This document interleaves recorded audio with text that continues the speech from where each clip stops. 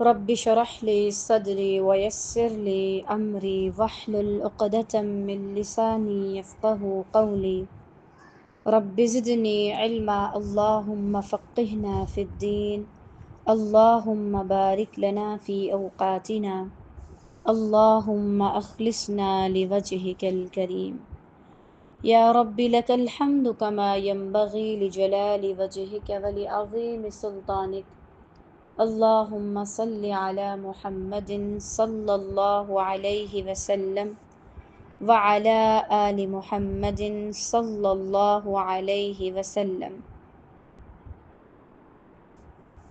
کتاب الجنایات، باب قتال الجانی وقتل المرتد، جنایت کرنے والے سے لڑائی کرنا اور مرتد کو قتل کرنا۔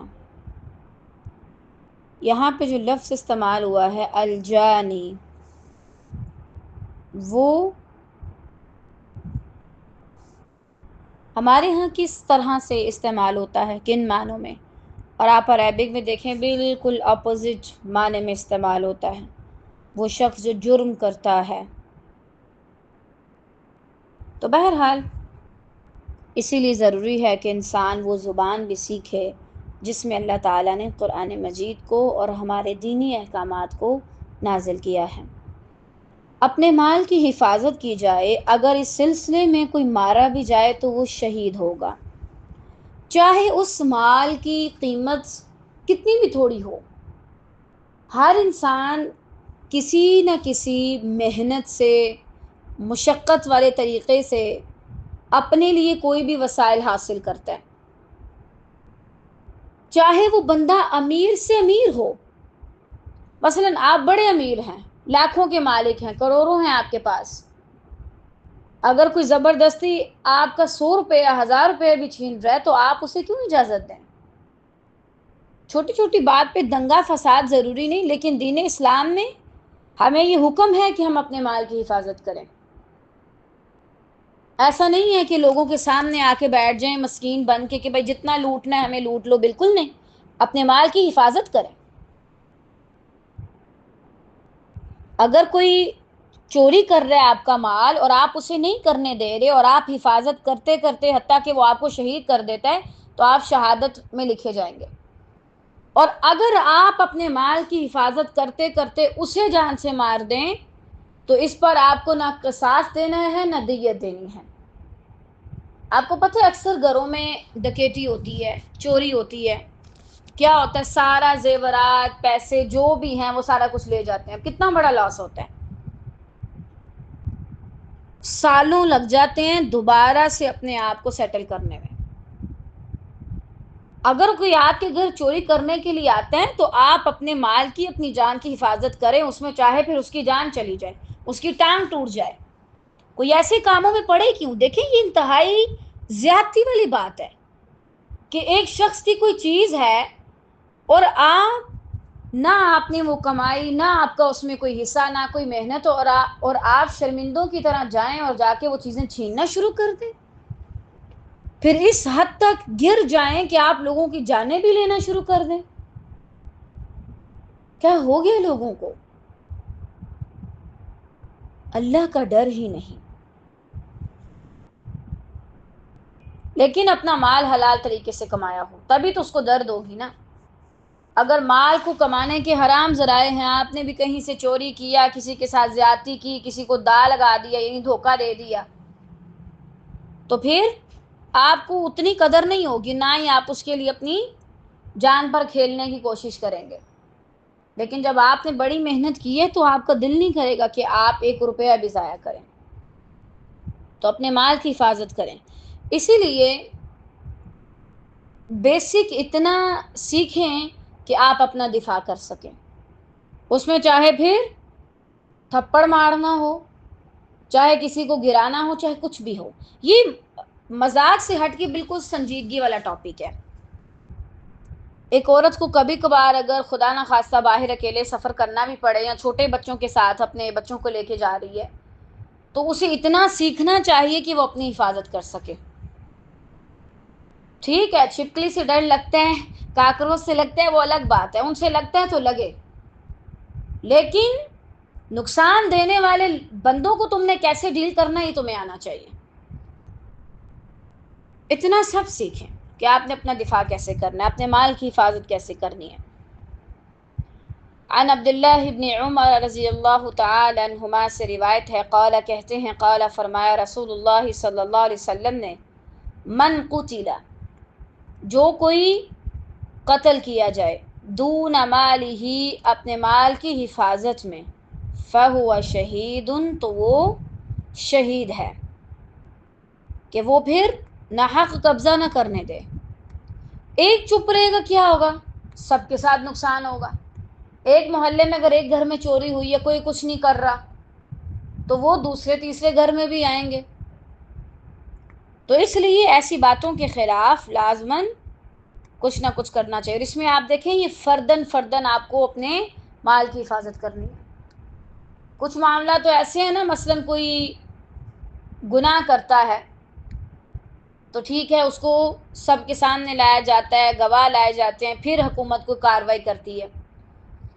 لیکن اگر آپ کے گھر میں کوئی گھس آیا نا، تو پھر اب آپ کا حق بنتا ہے کہ اسے ایسے نہ جانے دیں، اس کی ٹانگ یا اس کے ہاتھ پیر توڑ کے بھیجیں تاکہ آئندہ وہ ایسے آنے کی جرت نہ کرے۔ آپ کو کیا لگتا ہے کہ کوئی شریف شخص کسی کے گھر میں گھس سکتا ہے؟ بالکل نہیں۔ جو آ رہا ہے نہ وہ مجبور ہے نہ شریف ہے، لہٰذا اس سے اچھا خاصا مزہ چکھاؤ۔ اپنی جان کا دفاع کرنا فرض ہے، مجرم کا خواہ کیسا بھی نقصان ہو۔ اب یہاں پر کیا ہے، اگر کوئی آپ کی جان لینے کی کوشش کر رہا ہے خدا نخواستہ، مثلا کوئی آپ کو مارنا چاہ رہا ہے، ایک تو یہ کہ ڈائریکٹ قتل کرنا چاہ رہا ہے، دوسرا یہ کہ کسی نے آ کے آپ کو اتنی زور سے پکڑا ہے یا آپ کو اتنی زور سے مارا ہے، یا جو انگلی ہے وہ آپ کے دانتوں کے بیچ میں رکھ رہا ہے، تو پھر آپ نے تو اپنے آپ کو چھڑانا ہی ہے نا کسی نہ کسی لحاظ سے۔ اب چھڑانے میں اس کا کیسا بھی نقصان ہو، غلطی اس کی ہے، وہ کیوں پنگا لے، ایسی حرکتیں کرے ہی کیوں؟ اب کیا مطلب ہے کہ وہ جو مرضی نقصان کر دے، میں اپنا نقصان برداشت کر لوں؟ رستے میں چلتے چلتے خدا نہ خواستہ کوئی آپ کے اوپر حملہ کر رہا ہے یا مار رہا ہے، یا کوئی ویسے ہی آپ کا پیچھا کر رہا ہے، تو اس کی ٹانگیں شانگیں توڑ دو؟ نہیں، کیا مطلب ہے کہ پھر آپ اس چیز کا انتظار کریں کہ کوئی آئے اور آپ کے ساتھ کوئی ایسی ویسی حرکت کرے معاذ اللہ؟ تو اپنی جان کا دفاع کرنا فرض ہے، اور اس کی تربیت گھر سے لینی چاہیے۔ اپنے بچوں کو مت یہ سکھائیں بس تم چھوٹے ہو کچھ نہیں کر سکتے۔ مجھے تو حیرت ہوتی ہے، ہماری جو بچوں والی کلاس ہے اس میں تو پتہ نہیں عجیب عجیب مائیں ہیں آج کل کے دور کی، بچوں کے قاعدے بھی اپنے ہاتھ میں پکڑ کے ان کو پڑھاتی ہیں۔ اب ایسا بچہ جس کا ایک قاعدہ، جس کا کوئی وزن نہیں، اس کی ماں اٹھا رہی ہے، تو وہ باہر کچھ کر سکتا ہے؟ کچھ نہیں کر سکتا۔ پھر ایسے ہی بچے باہر سے زخمی ہو کے آتے ہیں۔ اپنے بچوں کو سکھائیں کہ انہیں اپنے کام کیسے کرنے ہیں، اپنی بیسک ضروریات کیسے پوری کرنی ہے، اور اپنی حفاظت کیسے کرنی ہے، اپنا دفاع کیسے کرنا ہے۔ وعن عمران ابن حسین رضی اللہ تعالی عنہ سے روایت ہے، قال کہتے ہیں، قتل کر دیا یا لڑائی کی، یعلا بن امیہ، یعلا بن امیہ نے رجلا ایک شخص سے، فعض تو کاٹ ڈالا، احدہما ان دونوں میں سے ایک نے، صاحبہ اپنے ساتھی کا ہاتھ، فانتزع تو اس نے کھینچ کر نکالا، یدہ اپنا ہاتھ، من فمی اس کے منہ سے، یعنی ایک نے کیا کیا، وہ اس کے ہاتھ پہ کاٹ رہا تھا تو اٹس مین اس کا ہاتھ اس کے منہ میں تھا، اب اس نے زور سے کھینچا اور اس کے منہ سے اپنا ہاتھ چھڑایا کہ میرے ہاتھ پہ کاٹ رہا ہے، فنزع ثنیتہ تو اس کا دانت نکل کے باہر آ گیا، ٹوٹ گیا، فاختصما تو وہ دونوں جھگڑا لے کر گئے، الی النبی، نبی صلی اللہ علیہ وسلم کی طرف، فقال تو فرمایا رسول اللہ صلی اللہ علیہ وسلم نے، ایعض احدکم اخاہ کیا کاٹتا ہے تم میں سے کوئی ایک اپنے بھائی کو، کما جیسے یعض کاٹتا ہے، الفحل مست اونٹ، دیوانہ اونٹ، لا دیت لہ، اس کی کوئی دیت نہیں ہے۔ اب ظاہری بات ہے اگر آپ میرے ہاتھ پہ کاٹیں گے تو اللہ تعالیٰ نے میرے اندر خود بخود ایسا سسٹم رکھا ہوا ہے کہ میں اسے پیچھے کروں گی، ایک دم سے، زور سے، قوت سے۔ اس وقت انسان کی جو پوری قوت ہے وہ اس کے ہاتھ میں آ جاتی ہے ایک طرح سے کہ بس ساری قوت اس پہ لگاؤ، پیچھے ہٹو۔ بالکل ویسے کہ جیسے آپ کسی برتن کو ہاتھ لگاتے ہیں، کبھی آپ نوٹ کریں 1 سیکنڈ سے بھی پہلے آپ پیچھے کرتے ہیں، تھوڑا سا ٹچ ہوتا ہے، آپ دیکھتے ہیں اچھا یہ گرم ہے، فوراً سے آپ پیچھے کرتے ہیں۔ کیا آپ سوچ سمجھ کے کرتے ہیں؟ نہیں۔ اللہ تعالیٰ نے آپ کے اندر ایک ایسا سسٹم رکھا ہے جو دفاع کرنا جانتا ہے۔ اب اگر کوئی ہاتھ پہ کاٹ رہا ہے تو ظاہری بات ہے میں ایک دم سے پیچھے کروں گی۔ اب اسی طرح بعض اوقات کیا ہوتا ہے، کوئی آتا ہے آ کے ہمیں، اکثر اوقات ایسا ہوتا ہے ہمیں ڈرانے کی کوشش کر رہا ہوتا ہے چھپ کے، تو کیا ہوتا ہے اس پہ ہاتھ اٹھ جاتا ہے، اس کے منہ پہ یا اس کے سر پہ تھپڑ لگ جاتا ہے۔ کبھی کبھار ایسے ہوتا ہے۔ یا بعض اوقات کوئی پاؤں کے اوپر پاؤں رکھ دے بڑا زور کے ساتھ کہ انسان کو بے انتہا درد محسوس ہو، تو انسان کے ہاتھ خود بخود چلتے ہیں اور اس پہ اٹھ پڑتے ہیں بعض اوقات، اکثر اوقات ایسا ہوتا ہے۔ تو یہ اللہ تعالیٰ نے ہمارے اندر خود ایک سسٹم رکھا ہے، جب آپ کسی کو تنگ کریں گے، بلا وجہ کی مشقت اسے دیں گے تو وہ ایسا کرے گا۔ اسی لیے رسول اللہ صلی اللہ علیہ وسلم فرمایا لا دیت لہ، اس کی کوئی دیت نہیں ہے۔ اسی طرح اپنے بچوں کو یہ تربیت دیں کہ کسی کو بلا وجہ مت کرو، تنگ نہ کرو، کسی کو بلا وجہ تنگ مت کرو، اریٹیٹ نہ کرو، کیونکہ اگر بالفرض وہ بڑے بھی ہیں، کوئی چھوٹا بھی ہے ان کے آگے، اگر وہ کسی بچے کو بہت زیادہ اریٹیٹ کریں گے تو وہ بھی ان پہ ہاتھ اٹھانے پہ مجبور ہو جائے گا۔ بعض اوقات پھر کوئی دھکا مارتا اور ایسا زور سے مارتا کہ سر پہ چوٹ آ جاتی ہے، کوہنی ٹوٹ جاتی ہے، کسی ہڈی پہ کوئی چوٹ آ جاتی ہے، تو یہ تو پھر آپ کی اپنی غلطی ہے نا، آپ کے بچے کی اپنی غلطی ہے۔ کسی بھی انسان کو ایسی تکلیف مت دیں کہ اس کے اندر کا سسٹم خود بخود ایکٹیویٹ ہو کے آپ سے بدلہ لینے پہ آ جائے۔ اس لیے احتیاط کریں۔ اور اسی لیے دیکھیں جو انسان بڑا ہوتا ہے نا تو اس کے اندر کا جو سسٹم ہے وہ بھی اسٹرانگ ہوتا جاتا ہے اور اس کے جذبات بھی پیک لیول پہ چلے جاتے ہیں۔ یہی وجہ کہ بعض اوقات جب بڑے ہو کے بھی والدین ایسی حرکتوں سے باز نہیں آتے نا، بچوں کو مارنا، پیٹنا، جانوروں کی طرح، گدھوں کی طرح ان پہ ہاتھ اٹھانا معذرت کے ساتھ، ایسے ہی مار رہے ہوتے ہیں نا جیسے سامنے والا گدھا ہے، اس کو کوئی چیز فیل نہیں ہوتی، تو پھر بڑے ہو کے کیا ہوتا ہے وہ آگے سے بولنے لگ پڑتے ہیں۔ اور بعض اوقات یہ بھی سننے میں آتا ہے کہ بس کریں ہمارا ہاتھ نہ اٹھ جائے، تو کسی کو اتنا تنگ کریں ہی مت۔ کیا مطلب کہ اگر آپ میری اولاد ہیں تو میں آپ کو جتنا مرضی مارتی پھروں؟ ماں ہے تو ماں ہی رہیں، خدا نہ بنے اپنے بچوں کی۔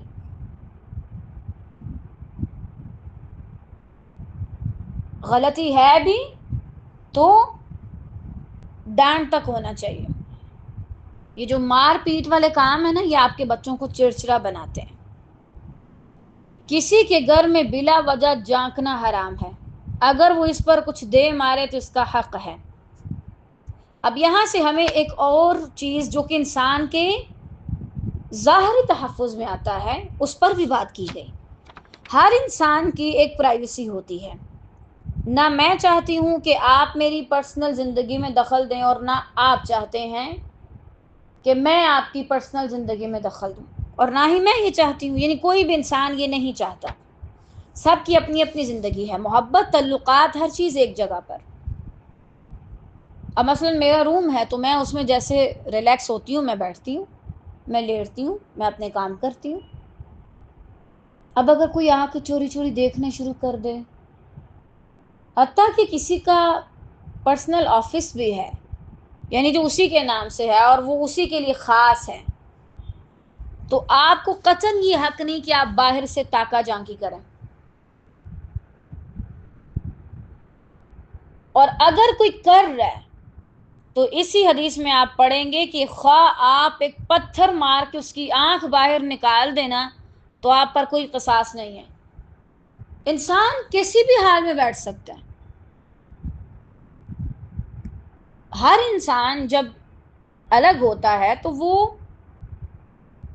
ایسے ہی بیٹھتا ہے جس میں جیسی پوزیشن میں وہ ریلیکس ہوتا ہے.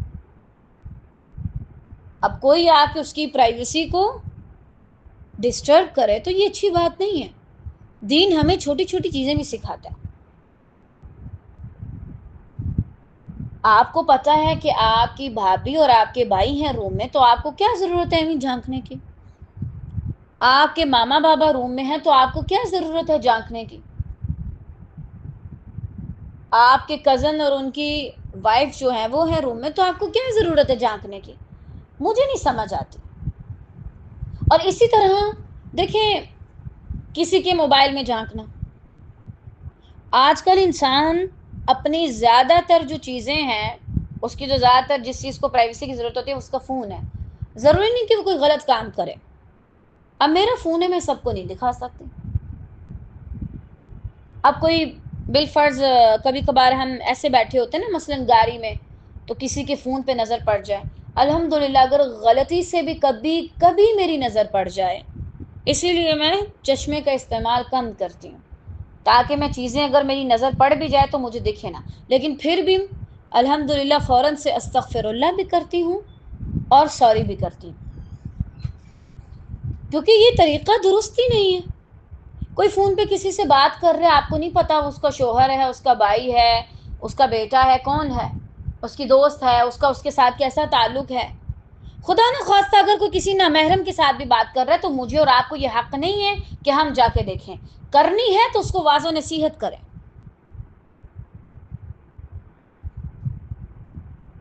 کوئی میرڈ ہے تب بھی اس کا فون چیک نہ کریں، کوئی میرڈ نہیں تب بھی نہ کریں، الا یہ کہ وہ آپ کو خود دکھانا چاہے.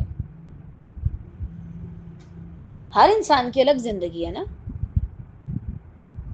تو اتنا مت گھسیں کسی کی زندگی میں کہ وہ اریٹیٹ ہونا شروع ہو جائے. کسی کے گھر کا دروازہ کھلا بھی ہے نا تب بھی ادھر ادھر نہ دیکھو. بعض لوگوں کی بڑی عجیب عادت ہوتی ہے. آپ کیسے چلتے ہیں مجھے اس کا اندازہ نہیں، آپ خود ہی سوچیں. کیا دائیں بائیں دیکھ دیکھ کے کہ یہاں کیا ہو رہا ہے، وہاں کیا ہو رہا ہے، یہاں کون کیا کر رہا ہے، وہاں وہ کیا کر رہا ہے. سیدھا جاؤ سیدھا واپس آؤ. کوئی ضرورت نہیں نہ دائیں دیکھنے کی نہ بائیں دیکھنے کی. اسی رستے پر دیکھو جہاں پر تم چل رہے ہو، جہاں سے تمہیں کوئی کام ہے.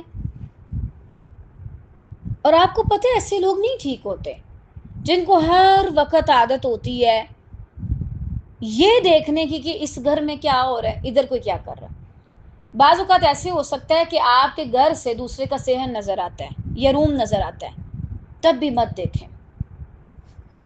اپنے بچوں کو بھی سمجھائیں کہ یہ نہیں ہے دیواروں پہ لگ لگ کے دیکھ لیں ساتھ والے گھر میں کیا ہو رہا ہے، کون کس کے ساتھ بیٹھا ہے، کون کیا کر رہا ہے.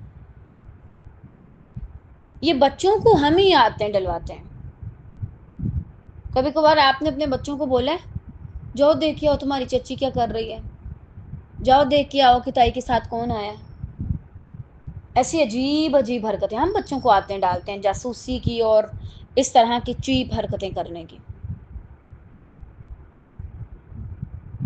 حتیٰ کہ اگر کوئی کسی سے موبائل پہ بات کر رہا ہے، آپ کو شک بھی ہو رہا ہے نا کسی لڑکے سے کر رہی ہے، آپ نہ سنیں. بہانے بہانے سے جانا، جا کے دیکھنا اچھا کیا بات ہو رہی ہے، سنوں تو صحیح ذرا.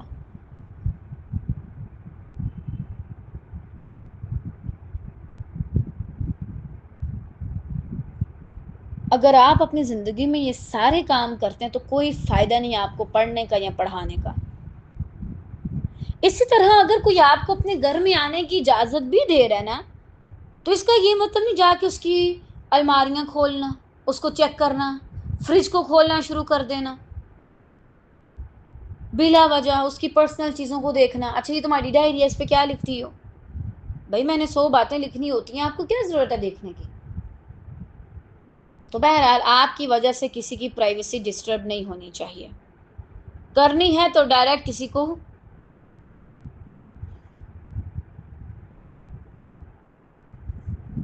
واضح نصیحت کرو.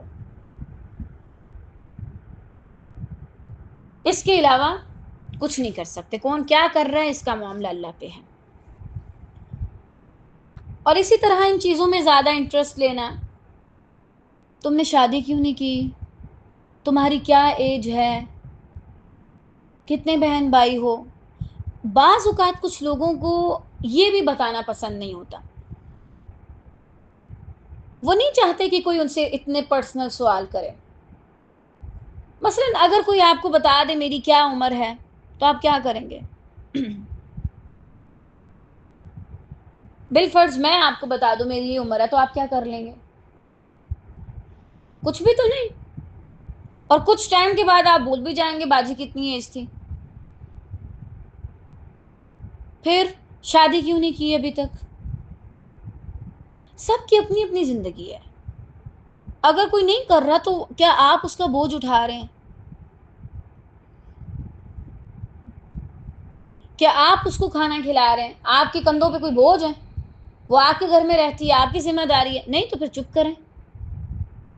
یہ تب ہے کہ جب آپ رشتے کروانے کا کام کرتے ہیں اور آپ کے پاس ایک اچھا خاصا رشتہ ہو تو آ کے آپ کہہ سکتے ہیں کہ آپ نے شادی کیوں نہیں کی، اس طرح میرے پاس تو بڑے رشتے ہیں، آپ لے لیں.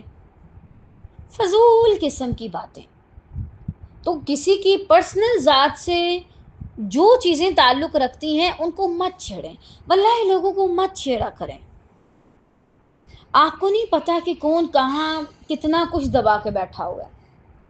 بعض اوقات ہم لوگوں کو مجبور کرتے ہیں، جیسے ہم نے کل تفسیر والی آیت میں پڑھا تھا وَلَا يَسْتَخِفَّنَّكَ الَّذِينَ لَا يُوقِنُونَ. بعض اوقات ہم لوگوں کو اتنا مجبور کرتے ہیں کہ پھٹ پڑتے ہیں. اسی طرح یہ پوچھنا تمہارا شوہر تمہیں کیا گفٹ دیتا ہے، مہینے کا کتنا خرچہ دیتا ہے. بھائی کیا ضرورت ہے؟ کیا آپ نے اس میں سے کچھ لینا ہے، یا آپ نے سیلری بڑھانی ہے، یا وہ خرچہ بڑھانا ہے جو شوہر دے رہا ہے؟ نہیں تو منہ بند رکھیں. اس حدیث کو صرف اس طرح مت سمجھیں کہ کسی کے گھر میں آنکھ نہیں ڈالنی. جس چیز سے تمہارا تعلق ہی نہیں اس کو چھوڑ دو. آپ کے کتنے بہن بھائی ہیں؟ اب اس سوال کی بھی مجھے سمجھ نہیں آتی. بھئی اگر آپ کو پتا چلے اچھا میرے اتنے بہن بھائی ہیں، اللہ سلامت رکھے سب کے بہن بھائیوں کو، عافیت میں رکھے خیر سے، لیکن آپ اس کا کریں گے کیا؟ بعض جگہوں پر کچھ سوالات ضروری ہوتے ہیں. کہیں آپ کو ایڈمیشن لینا ہے، اسٹڈی کرنی ہے، یا جاب کرنی ہے. اگر نہیں تو بس کریں. ایک بار ہمارے استاد ہمیں حدیث پڑھا رہے تھے تو وہ ایک دن ایسا رکھتے تھے کہ جس میں وہ سوالات وغیرہ لیتے تھے. اللہ تعالیٰ ان پہ کروڑوں رحمتیں نازل کرے، صحت عافیت والی ان کو لمبی زندگی دے خیر سے. غالباً بخاری کے بعد تھے ہمارے سوالات شاید. تو کسی لڑکی نے نا لکھ کے بھیجا کہ استاد محترم مجھے اپنا نام پورا بتا دیں اور یہ بتا دیں آپ نے کہاں کہاں سے کیا کیا پڑھا. استاد محترم نے بہت اچھے طریقے سے پتہ ہے کیا کہا؟ صرف یہ کہا کہ بیٹا کیا میرے لیے کوئی جاب آئی ہے؟ اگر آئی ہے تو فی الحال میں جاب نہیں کر سکتا، اس لیے معذرت. تو واقعی میں اس طرح کی باتوں کو جاننا ضروری نہیں ہے. اگر کوئی نہیں بتا رہا وہ کس فرقے سے، آپ کیوں اس میں تاکہ جانکی کر رہے ہیں؟ بتاؤ کس فرقے سے ہو، بتاؤ تمہارا کیا مسلک ہے. ایون کہ اگر آپ کو کوئی اپنا مقصد بھی نہیں بتانا چاہ رہا اس کے پیچھے مت پڑے. لوگوں کے پیچھے مت پڑا کریں. جب وہ آپ سے ایک تحفظ محسوس کریں گی تو وہ آپ کو خود ہی اپنے بارے میں آ کے بہت کچھ بتا دیں گے. جب وہ آپ سے سیو محسوس کریں گے وہ آ کے خود بخود آپ کو اپنے بارے میں بہت کچھ بتانا شروع ہو جائیں گے. لیکن جب آپ ان کے پیچھے پڑیں گے تو یہ چیز ان کو اور زیادہ غیر محفوظ محسوس کرواتی ہے.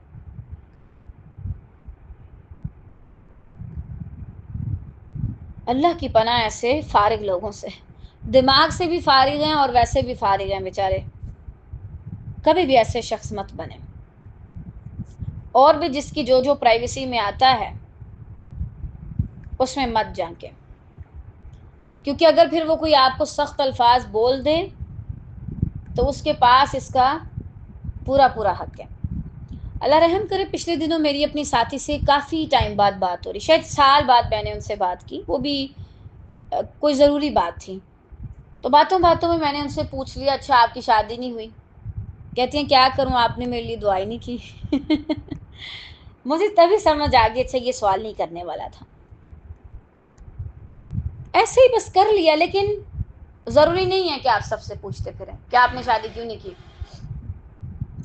وعن ابی ہریرہ رضی اللہ تعالی عنہ سے روایت ہے، قال کہتے ہیں، قال فرمایا، ابو القاسم صلی اللہ علیہ وسلم نے، رسول اللہ صلی اللہ علیہ وسلم کی کنیت ہے، لو ان، اگر، بے شک، ایسا ہو، امرأن، کوئی شخص، اطلع، نظر ڈالے، علیکا، تجھ پر، جانک لے، بغیر اذن، بغیر اجازت کے، فخذفتہ بحصاۃ، تو اس کو تو ایک ایسا کنکر مارے، یعنی اس کی طرف ایک کنکر پھینکے، ففقعت عینہ، تو اس کی آنکھ نکل آئے، باہر نکل آئے، لم یکن علیک جناح، تم پر ذرہ برابر بھی گناہ نہیں. متفق علیہ وفی لفظ لأحمد والنسائی وصححہ ابن حبان، فلا دیت لہ ولا قصاص، نہ اس کے لیے دیت ہے اور نہ ہی قصاص ہے. اب اس میں بھی پہلے احتیاط کر لیں، ٹھیک ہے، احتیاط کر لیں. ایسا نہیں ہے کہ کسی کی بلا وجہ غلطی سے کوئی نظر پڑ گئی اور آپ بس اپنے گھر میں ایک کنکر لے کے اس انتظار میں بیٹھ جائیں کوئی جھانکے تو اس کی آنکھ پھوڑوں، بالکل نہیں. ٹھیک ہے، آپ اس انتظار میں نہیں ہوں. ہاں البتہ اگر آپ کو پتہ چلے کہ کوئی بلا وجہ بار بار ایسی حرکت کرتا ہے تو اس کو پھر اچھا خاصا جواب دیں. اسی طرح اگر آپ کو میں پڑھتے ہیں اور ساتھ میں بوائز ہیں اور کوئی اس میں سے بلا وجہ آپ کی طرف جھانک رہا ہے تو آپ اس کو بھی ذرا اچھا خاصا اس کا گھر پورا کریں تاکہ آئندہ وہ آپ کی طرف دیکھنے سے پہلے 100 بار سوچیں. یہ جو لڑکیاں آگے سے یعنی اپنے آپ کو ایسے ٹھیک کرنے لگ جانا، دوپٹہ سیٹ کرنا اور عجیب سا بہیو کرنا کہ جیسے کوئی اس کو صحیح سمجھ رہا ہے، یہ غلطی ہے.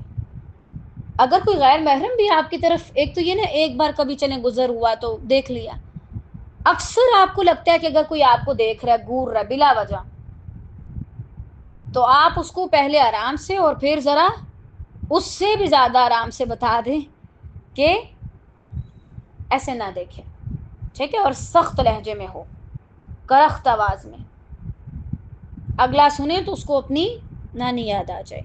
اور یہ ساری چیزیں آپ کو لازماً آنی چاہیے اگر آپ چاہتے ہیں کہ آپ ایک معاشرے میں سروائیو کریں. اچھا، اس حدیث کو پڑھنے کے بعد میں ایک بات سوچ رہی تھی کہ پھر جو سسرال میں جانے کے بعد، یعنی مثلا میری شادی ہوئی، اب میں اپنے شوہر کے ساتھ رہتی ہوں نا، تو بلا وجہ جو باقی رشتے ہیں وہ آ کے ہماری پرسنل لائف میں انٹرفیئر کریں تو ان کے بارے میں پھر کیا حکم ہے؟ بھائی خلاص آپ نے اپنے بچے کی شادی کر دی، آپ اس کی جان چھوڑیں، اس کو جینے دیں. بار بار اس کی زندگی میں آنا اور انٹرفیئر کرنا یہ ہسبینڈ وائف دونوں کو ڈسٹرب کرتا ہے. اور اگر والدین نہیں یہ تاکہ جانکی بند کر سکتے، بار بار انٹرفیئر کرنا، چھوٹی چھوٹی باتوں میں مشورہ دینا دیں، مشورہ دینے کے بعد اگر وہ آپ کی بات کے خلاف جا رہے ہیں، یعنی اپنی مرضی سے کوئی اور کام کر رہے ہیں، تو آپ اعتراض مت کریں، کیونکہ مشورے کے بعد یہی حکم ہے کہ بھائی انسان کو جو اپنے لیے ٹھیک لگ رہا ہے وہ کرے. آپ دیکھیں اگر اس پرائیویسی کا خیال ہم سب رکھنے لگ جائیں اور سسرال پورا رکھنے لگ جائے تو کوئی لڑکی آپ کو روتی ہوئی نہ دکھے. اسی لیے تو وہ لوگ پھر جو الگ رہتے ہیں، خاص طور سے باہر کے ملکوں میں چلے جاتے ہیں، گوروں کے ملکوں میں، وہ زیادہ ریلیکس رہتے ہیں. جب بھی کوئی خاندان کا اور بندہ آ کے بیچ میں ٹانگ آتا ہے، زبان درازی کرتا ہے، کوئی نہ کوئی منہ سے بات ایسی کہہ دیتا ہے، تب اسے لڑائی شروع ہو جاتی ہے. آج کل جو ازدواجی زندگی کے بڑے مسائل ہیں اس میں سے ایک یہ بھی ہے کہ ان کو پرائیویسی ویسے دی نہیں جاتی. وہ اپنے آپ کو کیسے سمجھیں بیچارے، میری بیوی کیسی ہے یہ مجھے کون بتا رہی ہے؟ میری ماں، میری بہن بتا رہی ہے کہ میری بیوی کیسی ہے. وہ تو سارا دن کام پہ ہوتا ہے، اس کو کیا پتا، وہ تو وہی سمجھے گا کہ جو اس کے گھر والے بتائیں گے. اور اسی طرح بعض اوقات بیٹا اپنی ماں کو کس سے سمجھ رہا ہوتا ہے؟ اپنی بیوی سے. وہ بتا رہی ہوتی ہے تمہاری ماں ایسی ہے، بھائی اتنے سالوں سے بیچارہ انجان تھا. تو کہنے کا مقصد یہ ہے اگر ہر رشتے کو پرائیویسی دی جائے جتنی اسے ضرورت ہے، اور میاں بیوی کے رشتے کو سب سے زیادہ نا پرائیویسی چاہیے ہوتی ہے، ہر لحاظ سے، ایون کہ بات کرنے کے لحاظ سے بھی، رہن سہن کے لحاظ سے بھی.